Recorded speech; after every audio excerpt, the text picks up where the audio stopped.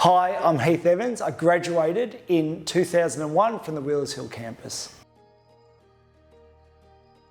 Changing to Caulfield, it was a real culture shock because where I'd come from, look, it was a wonderful school, but all of a sudden I moved to an environment that had the most beautiful grounds. As someone who was passionate about football, that was incredible. But the other three things that Caulfield really gave me was, one, this whole pathway of possibilities. It gave me a range of subjects that previously I would never have been exposed to.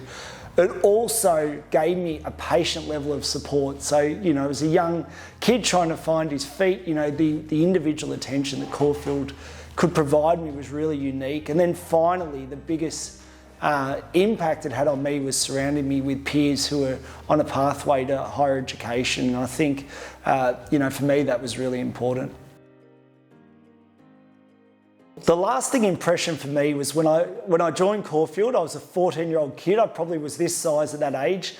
And Caulfield, with their attention to detail, always send a couple of students to greet you and make you feel at home. And I had these two kids run up to me, all excited, holding their tennis rackets. The rackets would have been 3 times the size of their heads. And they introduced themselves. And I thought, who are these little 8-year-old kids?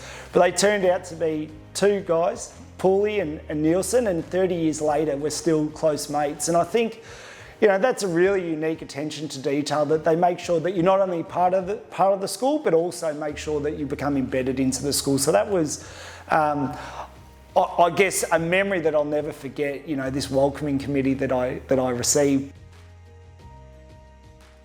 When I eventually graduated from university, I had 2 pathways I could choose. One was a typical internship in a marketing agency. The other was working for a startup streaming Olympic sports into Australia at a time when that didn't exist. And I went that path because it guaranteed me income. So that was where my career began. Sport's incredible from an ego perspective, but you can pretty quickly realise it's there's a level of self-importance that comes with it, and I was out of thirst for working on a global stage and on bigger problems. And so I actually went and joined World Vision. And so walking into World Vision, they looked at me and thought, well, what on earth would you know about tackling global poverty? But what I did know was I had a really good work ethic. I was pretty good at connecting the dots. And soon after joining World Vision, I had the opportunity to bring those 2 things together. And I pitched an idea to work with an ultra-marathon runner, Samantha Gash, to run from one side of India to the other, exploring the barriers to education for children. And I was incredibly fortunate to have a boss who believed in me. And for the next 2 years, I worked on this project where Samantha ran between 50 to 70 kilometres a day across India, exploring the barriers to education and visiting the communities that World Vision works with. And we filmed that living out of a camper van as we travelled across the country. And that exposed me to the realities of hardships across the world, but also just an incredible project to be thrust in to lead at such a young age. My old boss from World Vision approached me about this opportunity, which was working for a startup tackling the global biodiversity loss crisis, and that's where I am now. So I'm the Chief Marketing Officer and co-founder of Ruderlands, which is a startup that enables individuals and organisations to start protecting Australia's precious biodiversity 1 square metre at a time. We have a proprietary methodology that leverages state conservation covenants. We then find conservation partners who are willing to adopt this methodology.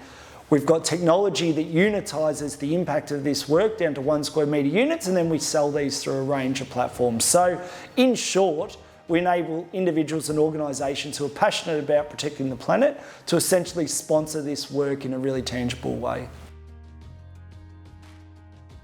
So one thing that I've observed through my career, there's a huge emphasis on work-life balance.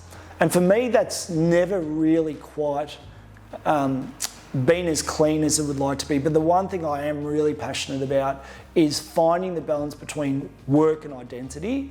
And I think this is one thing that I've fallen into the trap of at times, is recognise where your work identity and your life identity become too enmeshed, and your value as an individual becomes too much around who you are in a work sense. And I think this is something I saw repeatedly throughout my career.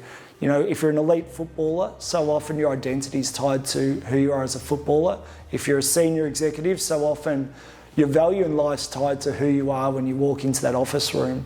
And so I think this is something that actually doesn't get spoken about enough, but something that I've been acutely aware of is those times where I've over-indexed my value as a person and my value to society based on my value in the workplace. And I think that's something that for young people they've got to be really, really conscious of, because we do live in a society where so much of our life is documented, so much is lived in an online sense, and we can find ourselves actually losing who we really are when the lights are off and when the curtain goes down. And that's something that I think for me has been something I've had to sense check, you know, at different times in my career, where I realise actually I'm losing sense of what really matters here, and I think that's just something that is as equally important as the idea of work-life balance, in some sense that, you know, somehow that work-life balance is this numerical equation that says this is the perfect level of time spent in different places. I don't think that's as important as it is, you know, where you place emphasis on identity. If I were to give current students advice, it would be, I didn't know where I wanted to be when I was 18, where I wanted to be when I was 21, where I wanted to be when I was 25, and I could never have picked those paths. And my career was far from linear, but what I always tried to do was choose a path that would open more possibilities. And so I think the reality is often when you're trying to choose, you know, what your life might look like, you think that you've got the full picture, but the reality is the best opportunity is to do something that will move you forward, that will open up new possibilities. And as long as you don't close those doors, you know, the world does become your oyster, but it only becomes your oyster if you work hard, and you need to find those things that you're willing to work hard for.